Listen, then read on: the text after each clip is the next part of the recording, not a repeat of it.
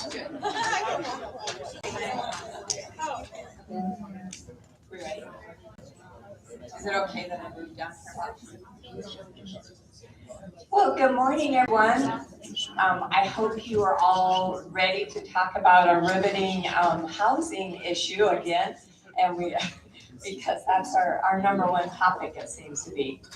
I know I have worked for Senator Lummis for 4 years, and I came on as her economic development director, and it didn't take very long to realize I couldn't do economic development until we fixed the housing issue.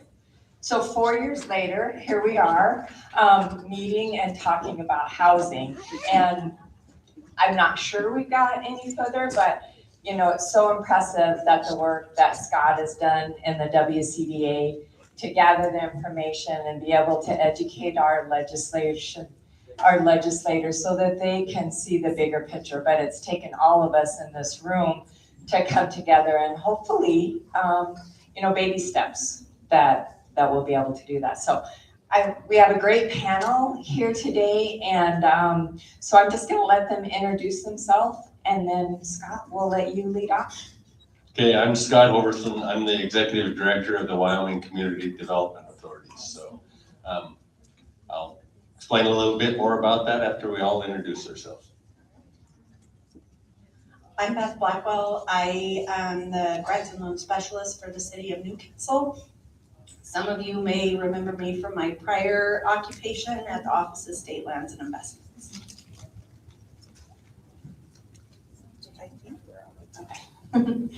Melissa Noah, Wyoming Housing Network. I'm the executive director there, and we are a statewide housing nonprofit that does housing and education services, and then also nonprofit housing development in the state.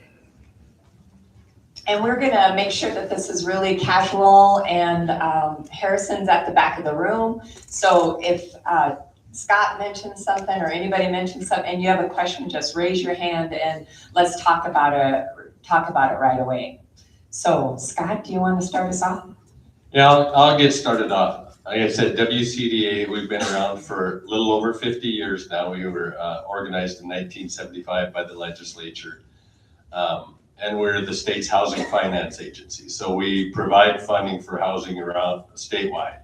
We're probably best known for our first-time homebuyers program, and that is using tax-exempt mortgage revenue bonds that we issue bonds, and then we use those proceeds to loan out to first-time homebuyers. And we actually, just prior to me getting here, we closed another $80 million deal. So we've got another $80 million in funding to do first-time homebuyer loans around the state. And of that 80 million, we've already got 30 million of that warehouse. So we'll have 50 million additional dollars to do more loans in the state. And we just revolved that. And once we start using that money and we've committed that full 80 million, we start warehousing loans within our own equity that we have and buy those first, about a quarter of the bond issue that we'll do. So we'll try to do about 25 million before we close on those so that we know we've got a large amount of those done. But so we've closed and we've got more money, and that money right now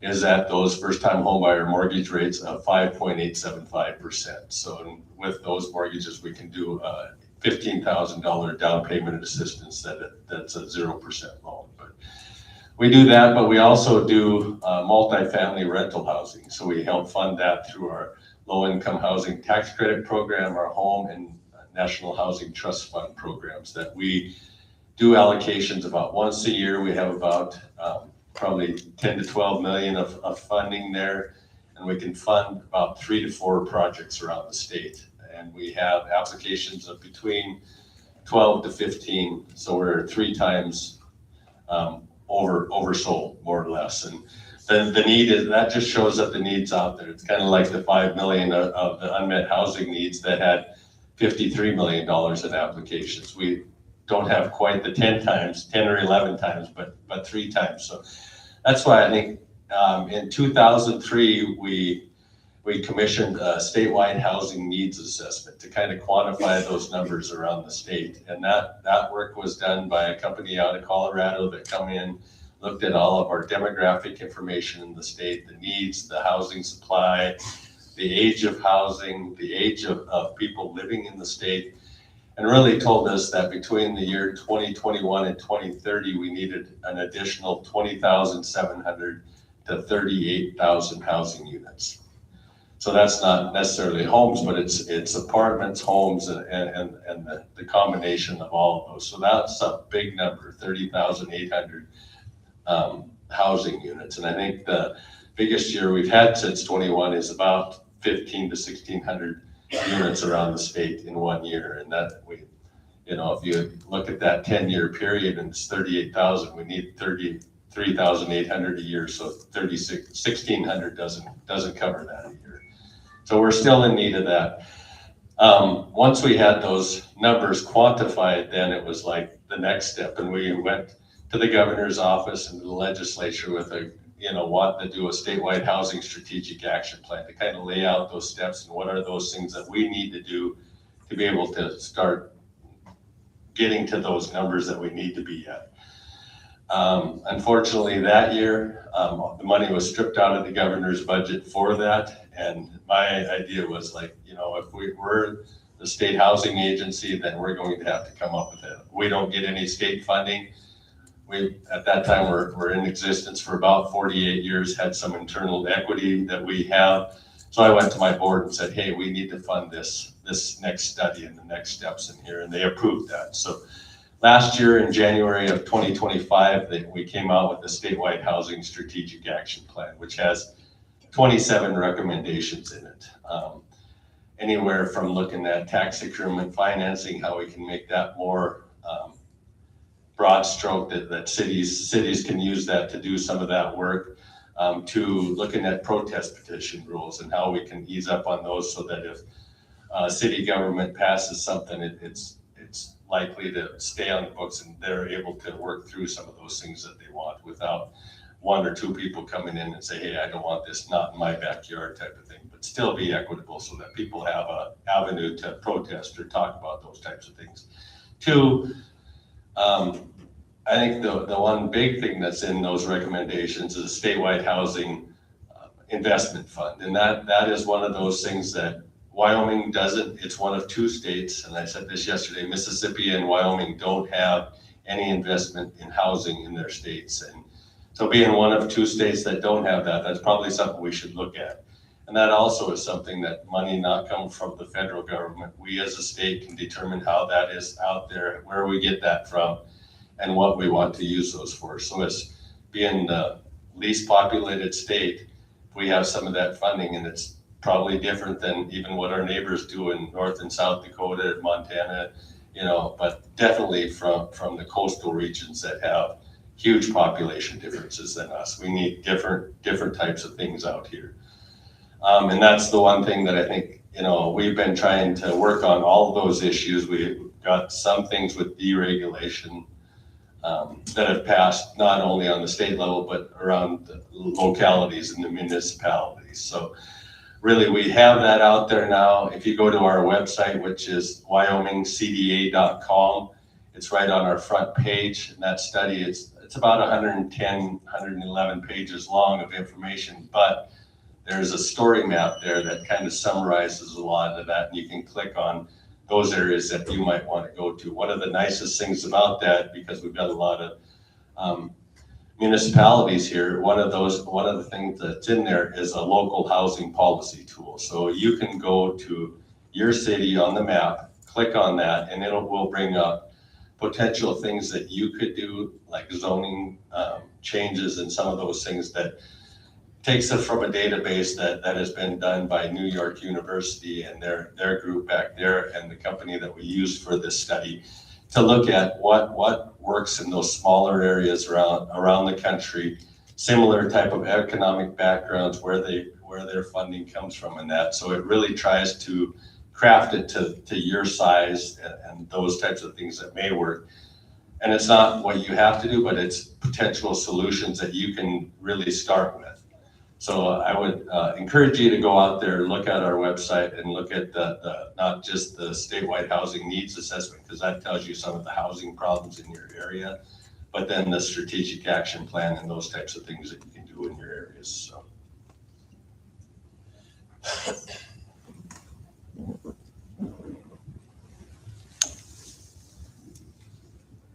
thanks for that. I'm Sarah Barbson with Wyoming Water Development Office, and we, in our planning studies, look at population growth projections and so forth.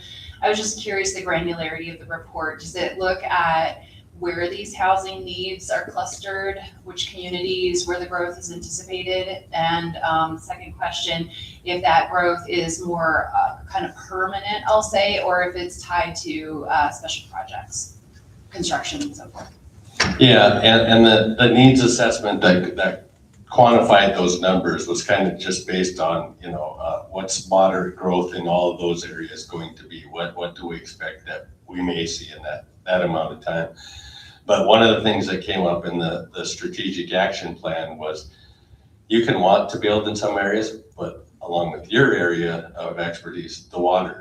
Is there enough water? And that's one of the recommendations we're going to be working on here and trying to work in conjunction with others to really look at where those water resources are and how can we, capitalize or maybe build on where we have more water availability to do. So this statewide housing, the needs assessment it's very granular, city by city and talks about, the needs in all cities, but it's based on, moderate growth as far as the numbers. Scott, when you were talking about the funding that you just got off a meeting for and were approved for, are those new builds or are they mortgages where they're just purchasing homes that already exist? And that can be a combination of both, because we can fund, new homes as well as existing homes. So it covers the whole gamut. So are you seeing like elderly people moving into assisted living and more homes opening up, or is it just kind of an even with the folks that come in to borrow money from you? As far as those, we don't always see that because they're going to their local bank and getting those loans, and then we're purchasing those loans from the bank. But being out and across the state, and the study showed that a lot of those, by the year 2030, 1 in every 4 people in the state of Wyoming will be 65 and older. So it's really an aging population, aging demographic. And when we talk about 70% of our students that go to the University of Wyoming or to go to our colleges are leaving the state, that's really bringing, people want to retire here because of the tax structure and those types of things. But then the younger people are leaving, so we're having more of an older population. And sometimes, like you said, we're moving to assisted living, but some of the people aren't doing that because, that's going to cost additional, and they want to stay in their home, and their home, if they still have a mortgage, is probably at a lower rate, and to move somewhere smaller, that they may need a smaller single level place. They're kind of tied in by the mortgage. They don't want to move because it's much cheaper. The Cowboy State Daily did a great article with you. Was it last week? Yes, last Sunday. Yeah, and you spoke about the youth not having a place to come home to or to stay in. And, as we talk about housing and the housing needs in our workforce, just what can you speak to that? And maybe if you didn't read that article, you should go back and read it, because it was a full circle about, we talk about the needs of housing, but how it affects every corner of our lives. And I'd love to hear from the audience of just how you're affected in your community and like individually. And we have some great ideas from the panel here. Just spitball, as my friend Beth would say, throwing it up against the wall and coming up with some inventive ideas about how we can address this, because it's truly been a struggle for, how are we going to address this? But do you mind talking, giving them a little backdrop on that in case they hadn't read that article? Because it was really good. Well, and I think that's what people see. We see around the state, that we want to, increase what our footprint is and economic development.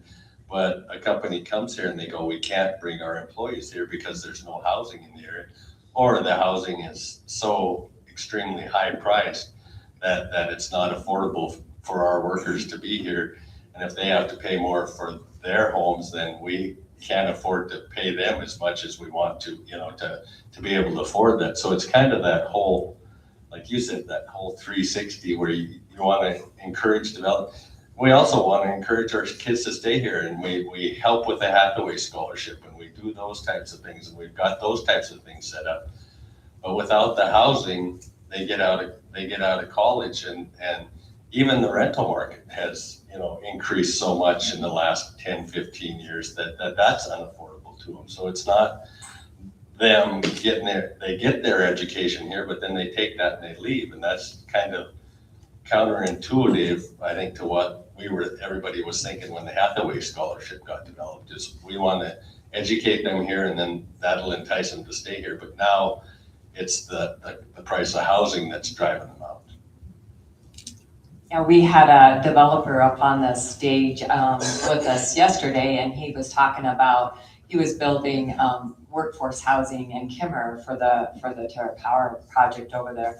And so I just asked him, these are small, he described them on a lot with where they shared a wall, but they were going to be $500,000, because of what it costs, to develop in Kimmer, the mobilization, there's nobody there, but we feel that across, you could pick almost, close your eyes and poke anywhere in Wyoming, and those costs are so expensive. So there's so many issues. If we were to do a whiteboard about how could we combat that, I don't know that we could stop, because it just is, that we're tied together so much. When the Business Council brought that up about our biggest export was is our youth, and then you just keep talking, and it just, everything comes back to housing. So if we could, expand that conversation with our legislators more, so that they can understand we could fix so many woes of our state if we could address that. And I'm anxious to hear from all of you. So please raise your hand if you have an idea, or what are the struggles that you're having in your community. And even if they're the same, please, make sure you don't be shy about that. So Beth, do you wanna jump in, or Melissa, do you wanna tell your story? Well, the town of Wright got money for a project with ours. So I was asked to come here to kind of share the development that we're working on in Wright, Wyoming. But we have a couple of different development projects in our pipeline. And really our mission is stable housing, strong communities, if you boil down what we do. And the last probably 5 years, more and more of the requests we're getting and conversations we're having are coming from communities saying, can you come and help us, and how do we solve this problem? And I think the exciting thing we're seeing is it's an elevated conversation now, so we're not the only people at the table trying to have the conversation. But what that does is we're kind of figuring out what the issues are, what the issues are, but then the how to solve them is where a lot of our nonprofit organizations or housing organizations or agencies, we're all having to try new things, because we can't continue to do the same thing and expect different results, right? That's the definition of insanity.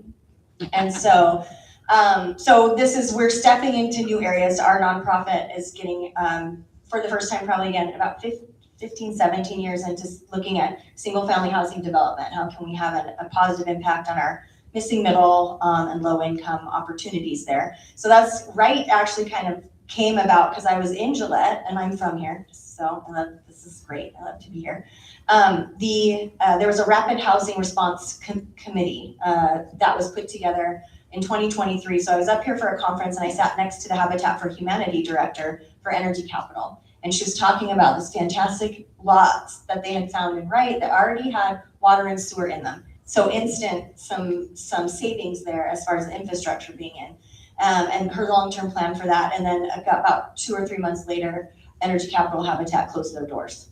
And so sitting next to her, I heard about that. And so we started to explore, well, if we know that that's got some infrastructure in it, and what's that land price at? Is that something that maybe is a direction we should look at in order to try and pass that savings on to a homeowner and try and help Wright reach their goals? And so I started reaching out. And if you ever want to hear the story of like urban legend, cowboy, wild, wild west development, it's a pretty cool story, this land.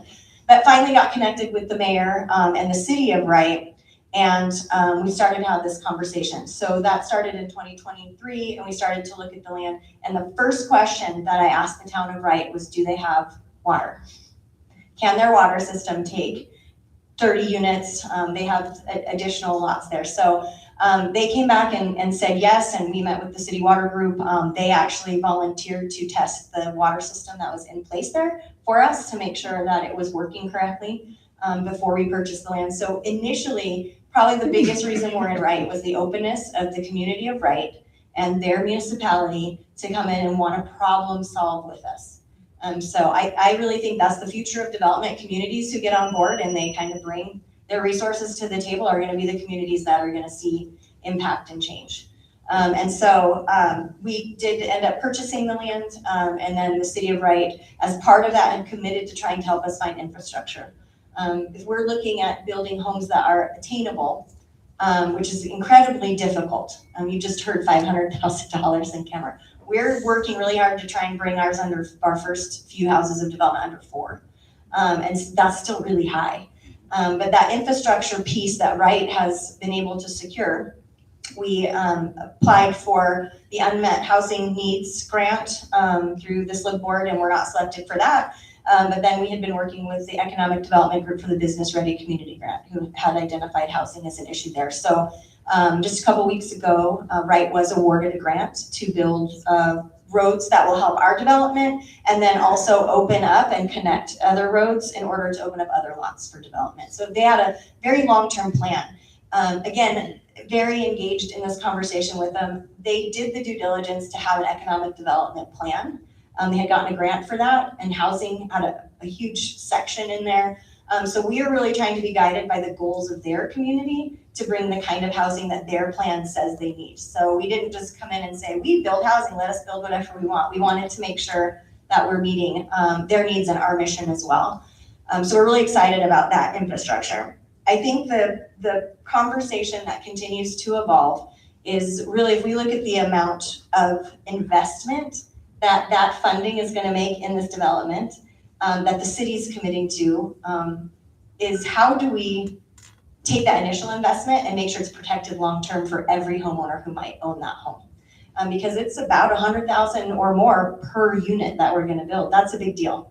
And so trying to bring those costs down, but also then we're engaging in conversations with other organizations around the state, looking at land trust and the mechanism of that to make sure that the housing is sold to the next homeowner in the right moderate income, right? In the right, for a reasonable price, that infrastructure investment doesn't go to instant equity for the first homeowner, but is passed on down the road. So it's a much bigger conversation about the economics of trying to solve the missing middle housing. And again, we're really excited to continue to have that conversation with them.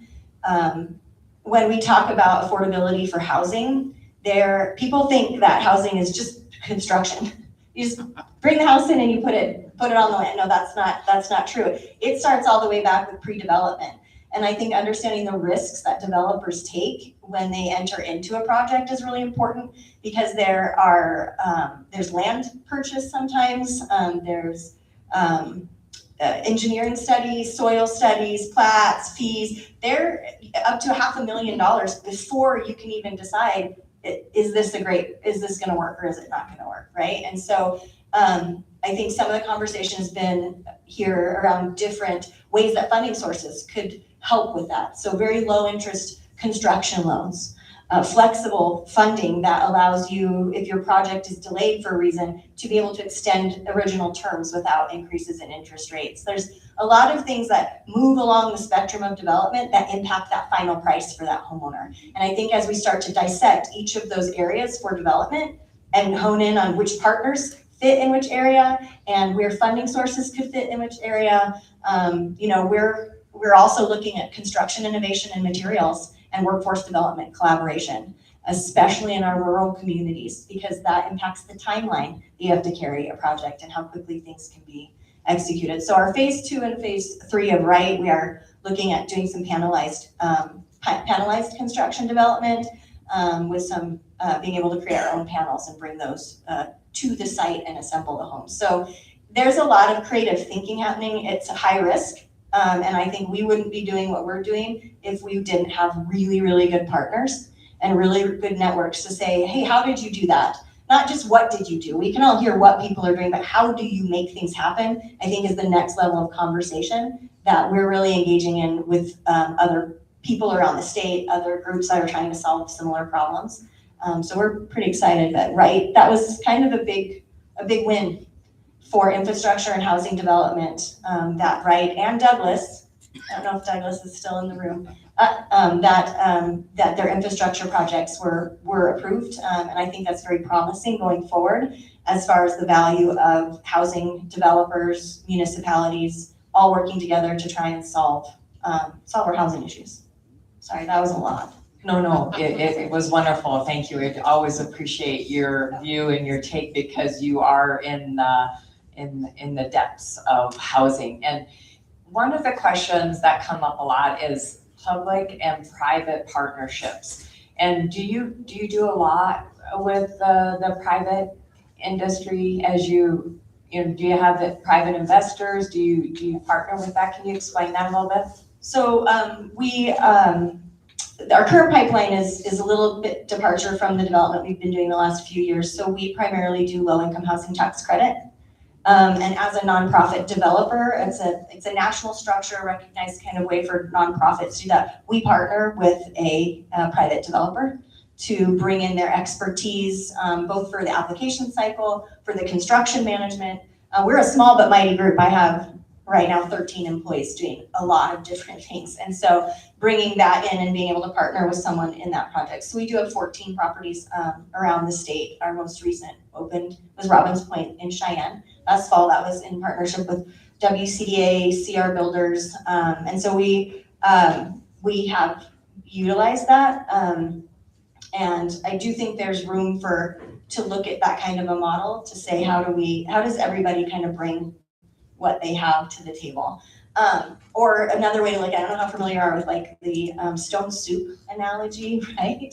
Everybody was hungry in the neighborhood, right? And we put so housing is what we're hungry for, right? We put the rock in and you go, this is really gonna be really great soup, because then somebody came and said, I got radishes to bring, and hey, I've got this to bring, and how do we start to collaborate that way? So that's kind of the meta part, and like, yeah, they'll come together and do it the Wyoming way. I'm a Wyoming native, born and raised here. I think we need a little more empowerment and community engagement, and to fix the narrative around housing, to really put strong communities and our youth number one. And then we can come and people can start kind of contributing to how we improve that. So I don't know if that really answered your question, but I definitely think there's room for more private public partnerships. Just a question about your development down in Cheyenne that you just opened up. Was that in an opportunity zone? No, it was not an opportunity zone. But I'm very excited to kind of see how the new kind of census data shakes out with opportunity zones. I've been watching that. We do apply for a lot of federal grants, and there are extra funds and extra accessibility and competitiveness when you're working in opportunity zones. So great. Thank you. Beth, do you want to jump in? Sure. So I'm one of those out of the box thinkers. You put me in a box to solve a problem, I'm not going to solve it for you. My 13 years at Office of State Lands and Investments exposed me to a lot that I didn't understand, and I think the one thing I realized more than anything is the lack of education I had related to the expense surrounding infrastructure, specifically water sewer lines. Like, I was the idiot who turned on my water, stuck my cup under there and drank it. I never thought about what it took to make it available for me to drink.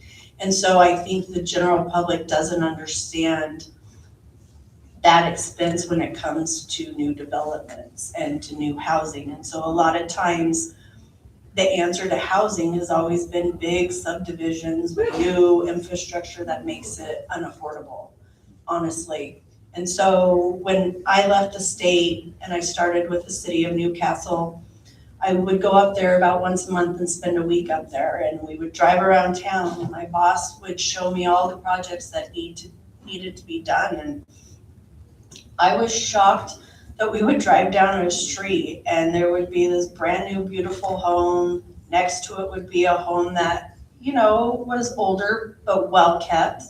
He took pride in it. Their lawn was nice. Everything was taken care of.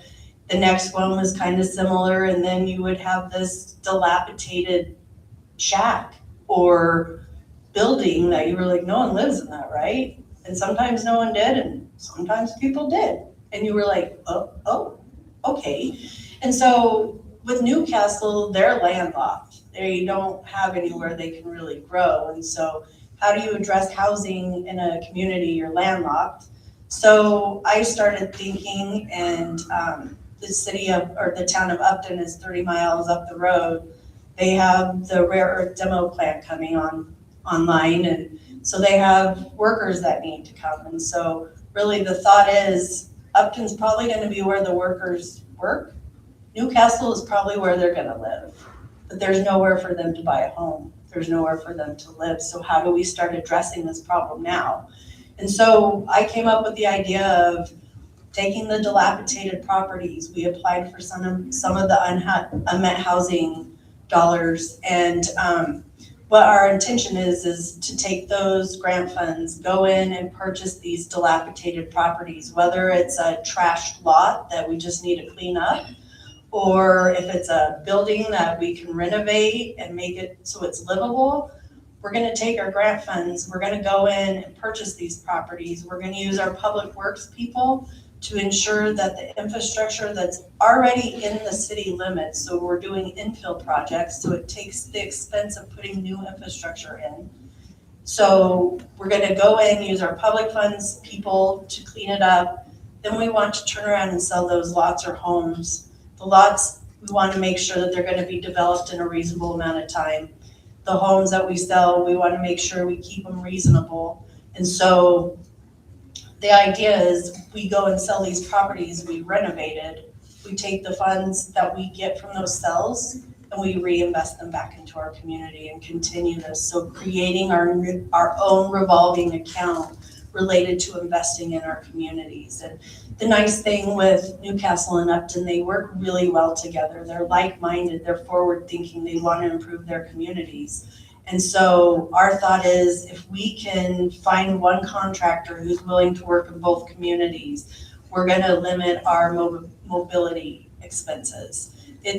I think housing is really gonna be a team effort, truly. And I've talked to Scott.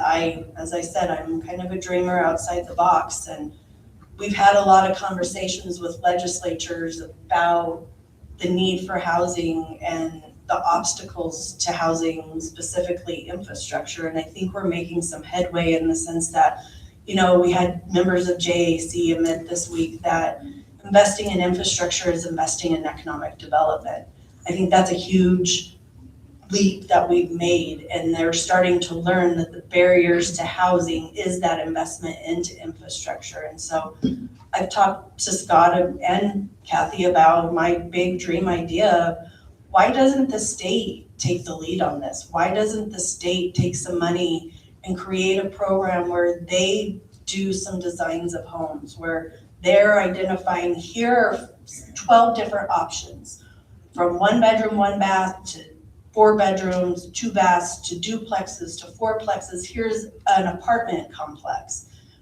Create that program, have those designs there, and open it to communities to sign into the program and accept those designs, as we will accept these designs, and it will limit your permitting process. It will limit some of those barriers that we have that increases the cost. And so it's really, I think, it's gonna take the whole team, so the whole state is that one big city or small city with long roads. But I truly think we have to think outside the box, because most of our small communities don't need 300 homes. Like if they could get 5 to 10 homes a year, that would be pretty fantastic to start and see what happens with that. And so, and the state could go a step further of pre-ordering manufactured or prefabbed homes. We want 100 a year, That's the state's investment into these communities. And so I think there's a lot of opportunities out there, but I think the big thing that's happening is the legislature is hearing from WCDA, they're hearing from WAM, they're hearing from the County Commissioners Association. Who they're not hearing from is the general public. And that's where I think your voices are important. And I think it's important for the communities to really go out there and start rallying their communities to have a voice and to talk to their elected officials, to let them know this is important to us. Some of the nonsense you're wasting time on, that doesn't matter to us. These are our real problems: housing, infrastructure, keeping our kids here. Let's start focusing on that, because if we don't, we're gonna die.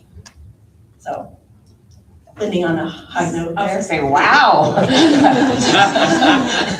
You know, I don't beat around the bush. Well, and home ownership is the #1 way to build generational wealth. And if our youth aren't getting that opportunity, they're not invested. They can't give to the community. They don't participate the same way.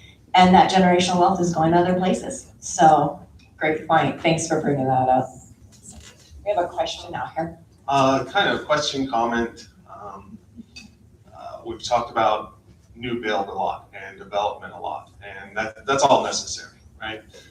You touched on grabbing dilapidated properties, right, and rehoming and whatnot. One of the other things that we've talked about is our aging population, and those percentages. What happens to an aging population? Well, they get on a fixed income. So the generational wealth that you're talking about then gets leveraged by who? Medicare, Medicaid through a Wyoming lien. Wyoming does great with working with families. Wyoming doesn't want to be in the housing market, right? But that doesn't mean, you know, one of the things that came to my mind is a house is much like the body. I could be sitting in front of you today with cancer and you wouldn't even know it. And so that house that looks middle class and upkept, all of a sudden has a individual stuck in it because they can't afford to go somewhere else, can't afford to upkeep it, has to stay there. Families that can't afford to help them do so. And that house becomes dilapidated on the inside in so many other ways that we don't see, but we go, oh man, that's a beautiful yard with lovely flowers and they just painted it. And then somebody like myself, who is a 6th generation Wyomingite in Fremont County, comes along and goes, oh, thank you for not taking our house, state of Wyoming, through this lien process. What do I need to do? Well, we'll give you a 20% discount off of market rate. Cool, that's awesome. What about my electric? What about my roof? What about the plumbing? What about the sewer? What about everything that was missed on this beautiful house that looks well maintained? Now all of a sudden, for me, if you just run the numbers as a business person, yeah, sure, I'm getting a great bargain on a house, but I'm really not. It'd be easier to go build. It would cost less to go build. And when you look at the number of our houses that are from 1900 to 1976, and the difference in code between 1976 and 2017 to now, and the inflation that coming out of a pandemic. So I agree, these programs are great. And I think there's a card at WCDA that has a little scanner that gives a survey about exactly what I'm talking about, those homes and people that are well below, I don't even want to call it poverty level, living wage, right? Living wage and below. They don't have that income and the infrastructure to be able to keep up with that house. What do we do with that? And when you look at federal poverty level at anywhere from 125 to 200%, and living wage in most of our communities in Wyoming to actually be above any of that is right around 225%. To be able to have this much extra to address some of these issues. And then you look at the cost of addressing them, and I don't want to say it's insurmountable, but it's going to take a full spectrum. Development is expensive. And yes, people don't realize and understand that. And it's going to require people in what I'm from a construction family as well. They don't want to hear you're bringing in developers from out of state, out of county, out of municipality, because what's that do to their income and their abilities to survive in Wyoming? So it doesn't just equate to housing. What I know working with a poverty program is that if you can solidify housing for people though, you've changed their life. And if you can do so and coach them through it on a long-term basis, recidivism drops immensely. And so being able to interject funds to people who are in circumstances that are those generational type houses, or those houses that aren't dilapidated to the point where we gotta knock this down, to the point where we can go, hey, that electric box hasn't been looked at since 1950. Are there funds available? Because if you've quoted an electrician lately, it's out of a lot of people's range and scope to be able to address that issue. And so I would love to plug the survey that WCDA has right now, because it really focuses on some of those things and how we can address that. Yeah, and thank you for that shout out. I know the ladies at the table back there are going like, I'm gonna give him something special for doing that, because they've been trying to get that survey out there. So please grab that card. If you haven't filled out that survey, do that. But I'm gonna probably turn it back to Kathy too, and just kind of put it back on her, because Senator Lummis has had a whole home repair act bill that she was working with, and we actually, my deputy had went back and testified on behalf, for Wyoming for that type of thing, because that is a big thing. I mean, we have people, and I know over a third of our homes are built pre-1990, but 2/3 are before 1970. So that, 2/3 before 1990, but a third before 1970. So we have not only aging population, but an aging housing stock. And those are the things that, right now, the affordability levels and people getting into something under 200,000, they get in, and there's a lot of work to do to those homes. And what better way would we have than if we had some type, and we do have financing mechanisms, but sometimes those are our hardest mortgages to work through. And at WCDA, we've been trying to bring that on, because our mortgage lenders are going like, well, if I do this, then I have to have that escrow account, and then I have to make sure that the contractors are qualified, and I have to do this. So we've taken that in-house to take that off of their back, and hopefully having more mortgage lenders doing those types of loans, so that homes can be repaired and brought up to, good qualified, good standards, and then make that, something that can be passed on down. But do you want to talk more about that whole home repair act? I think where it is now is in the 21st century road to housing bill. That has been put out there for, I think, a 5-year pilot program. So that hopefully will get us, somewhere in that. And, I think it's going to get through the House and the Senate, but now, what I heard is that the president's going to hold it up until he gets his voting registration things passed by the government. So really hate to see that one of the biggest, bipartisan type of things get through the House and the Senate and then be held up for that. But, I think we'll get there. Right? We're closer now than ever, so. Well, and I want to do another plug. If you haven't seen WCDA's strategic plan, it talks about this a little bit. And I think as a state, if we were looking at basically kind of 4 boxes, right? We need new housing, but we need it in single family housing, and we need it in rental housing, right? And then we have existing housing, and we need to maintain single family housing, and we need to maintain aging affordable and rental housing, right? And so it's a holistic approach. Another place where a Wyoming Housing Investment Fund would allow Wyoming to say, these are the problems we want to solve, and this is how we want to solve it. And there are national models out there. Again, there are examples of how to do these things. We just need community support and state support to be able to bring some of that to our communities. But the plan is really great about identifying not just those kind of housing issues, but also then the workforce issues that go along with building housing and maintaining and managing housing from a property management perspective. So yeah, that's all on the table, right? And I think what has to happen is you have to start somewhere, right? And that's where a lot of us are just trying to start somewhere. The other thing that our organization does is housing counseling. So we're a HUD housing counseling agency, and that work we work with seniors, financial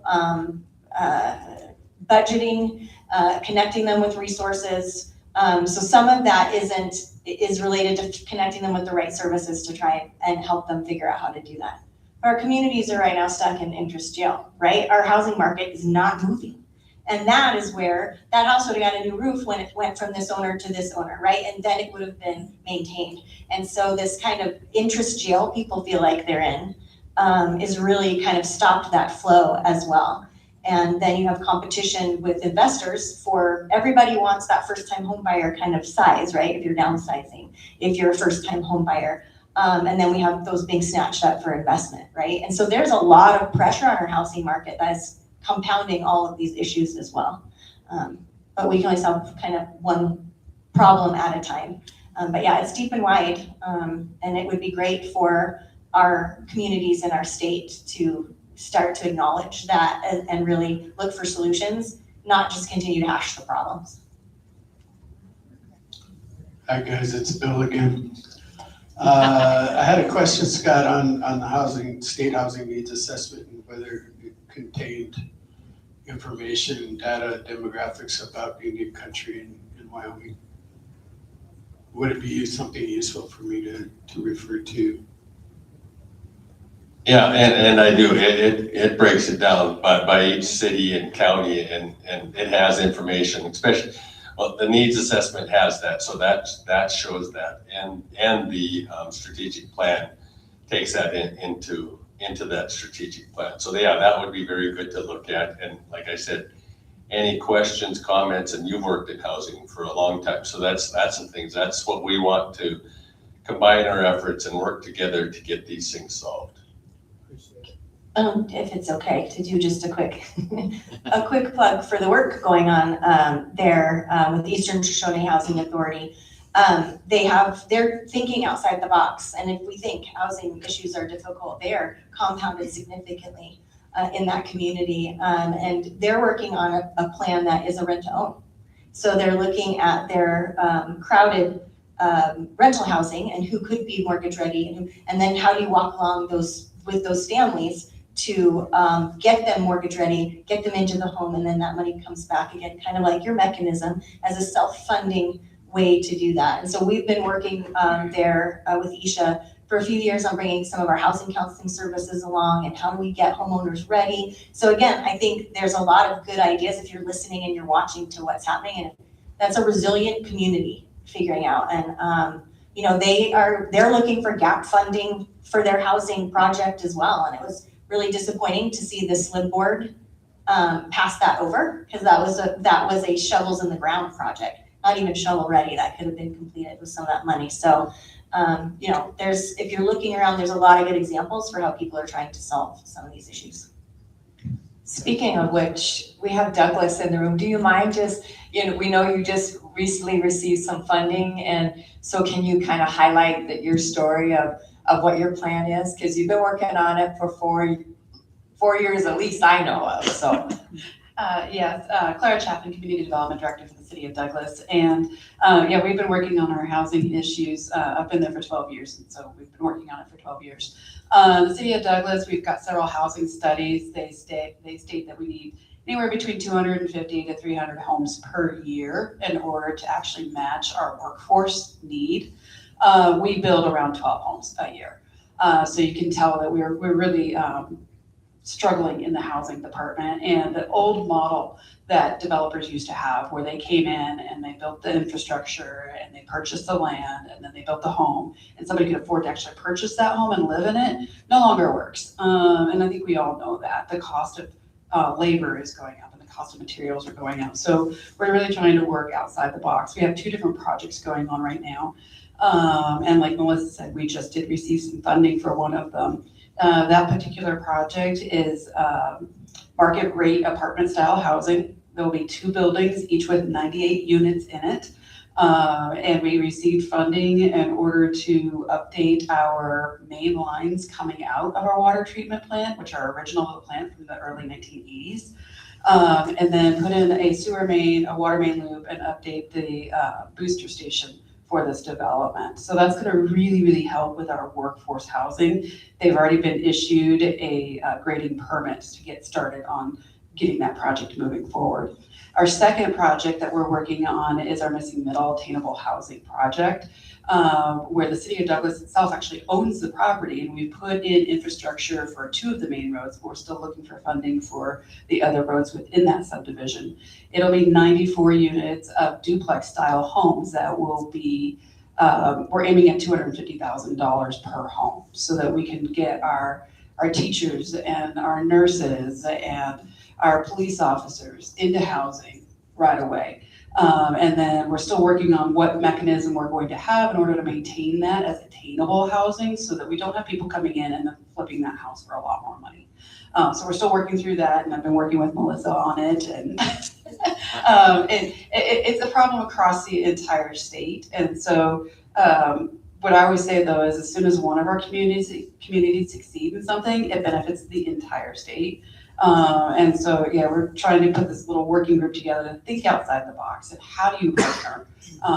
And how do you make sure that you can reduce the costs and get the houses that you need for your workforce? So can I go ahead and just ask you, so your funding was for infrastructure underground. And so were you able to find a developer to come in and do above ground work for you on these homes or on these apartments?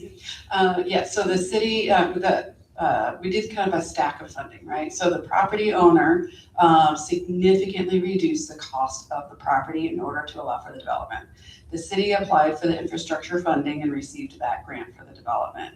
We also have an urban renewal agency, and they passed TIF funding to assist in the match dollars for that infrastructure.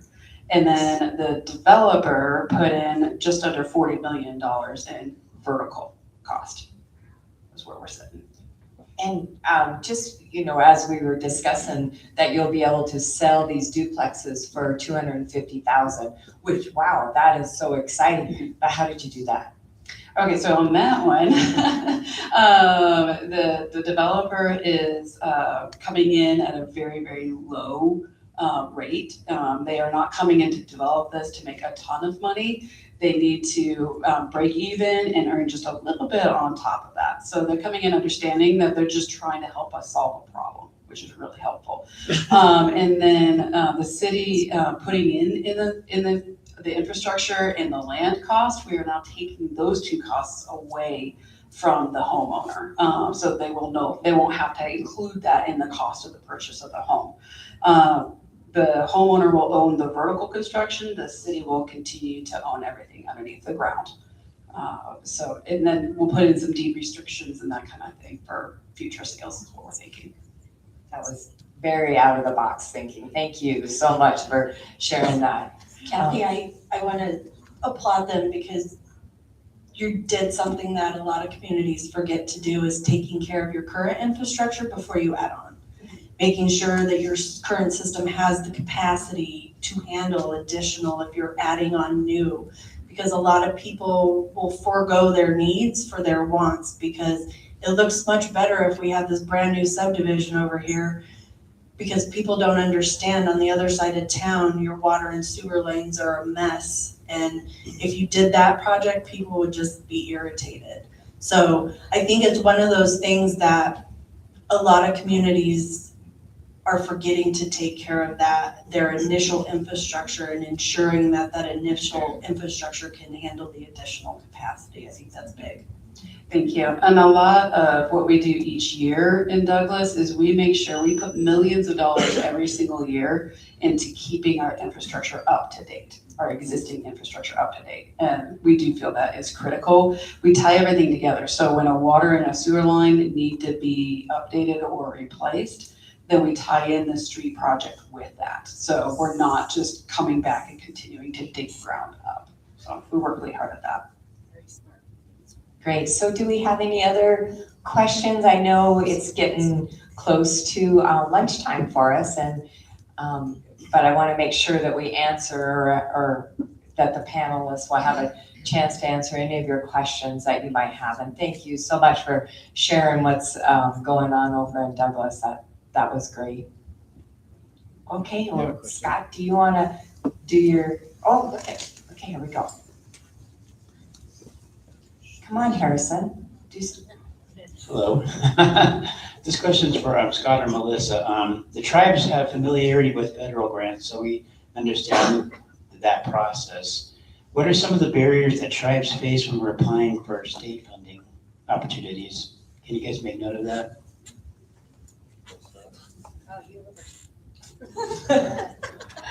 Well, there's any of those barriers, and I think that's one of the hard things. A lot of those programs, the federal money that we have for the low-income housing tax credit, has so much compliance and so many different things there.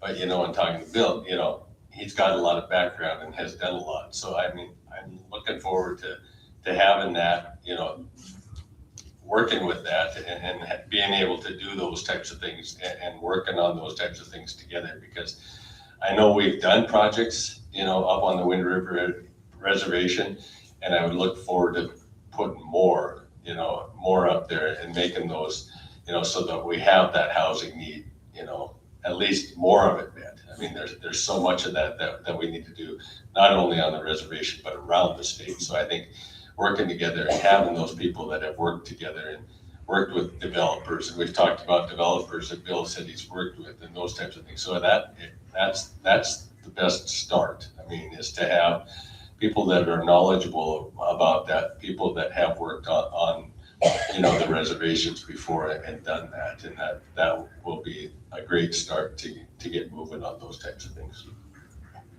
I think some of it is that inclusion of TDHEs, so tribal designated entities in housing, is an afterthought. That it's not something that when we're building a program or we're talking about legislation, that we're including our neighbors there and that voice in that conversation. And so then the obstacles that are in there could have been addressed up front. And I think we see it even nationally. I believe the last article I read from the Native CDFI group is that the road to housing is missing any representation for our tribal communities. And we see that, and the experience of learning about that, I think that's one of the things that we could do better as a state, is just making sure that everyone's included in the conversation and looking at what we learned from each other and then also what we bring to the table to work together. So I think that's one of the main barriers. I also feel, again, disappointed when we have funding sources or programs come up and we're encouraging our tribal partners to apply, and then we skip over that, or we don't honor that, or that is really frustrating to me. I think we missed, again, a big opportunity as a state with that unmet housing needs for your project. So, but I think we could all do better about asking, are the right people here?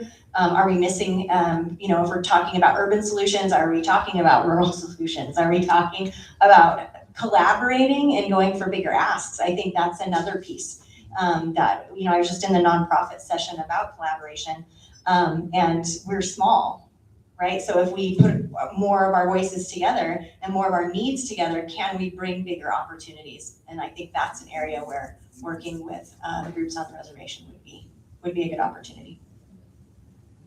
Thank you.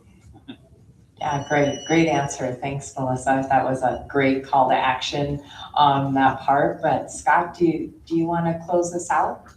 But since it's lunchtime, we're standing everybody's way from lunch. Can you hear them? Their tummies Yeah, are all growling. right. Yeah, we hear the stomachs growling, so. No, and it really is, it's that call to action from Melissa, I'm partially the same thing to everyone here.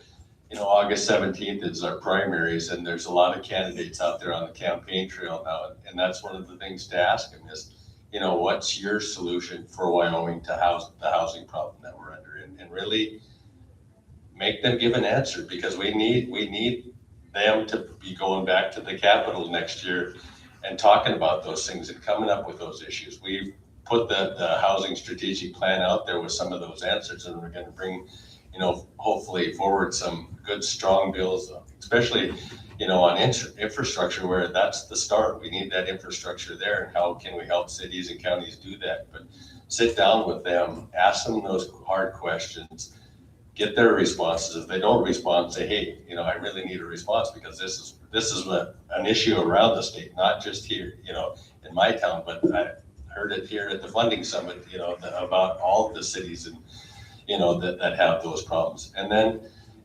follow up with that and educate yourself more on those candidates. And when you go to vote, make sure you go and do that, because that's what we really need, is to have a strong base of people that are really going to the state legislature to represent their communities. Because unfortunately, my personal opinion is we've seen a lot of them that have went to go for their self-interest and not what's for the best of their communities. And that the communities are what make Wyoming strong. And like we say, it's one big city with long streets.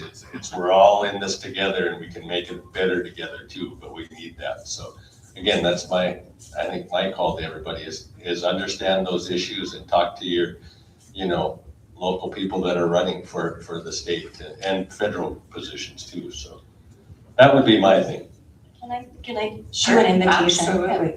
So there's a statewide group called Wyonaro, which is the national or the Wyoming chapter of resource development officials. So it's a housing organization that is about advocating, educating, a platform for some of these conversations to continue, and for us to continue to share what's working, what's not, resources. We're building that. So I would encourage you, if you are involved with housing at all, come join us in those meetings. It's a volunteer board that runs this. We are going to be doing a housing conference in Casper on October 1st, with some networking on November 30th, to bring a conference just for housing. Because if you look at this, housing's being invited to a lot of other tables and other conversations, and it's really an opportunity for us to have our platform. If you're passionate about housing, if you're trying to solve housing issues, if they impact what you do, we would just encourage you that our next member meeting is next Wednesday at noon. You do not have to be a member. Membership is free though, and if you want our newsletter, sign up for that. But we have the statewide housing action plan there. We have some information about the housing investment work that's going on. So I just invite you and encourage you to continue to join that, so we can move that forward. So, Perfect, thank you thank so you for much. that. And so let's have a round of applause for our panelists. Thank you all.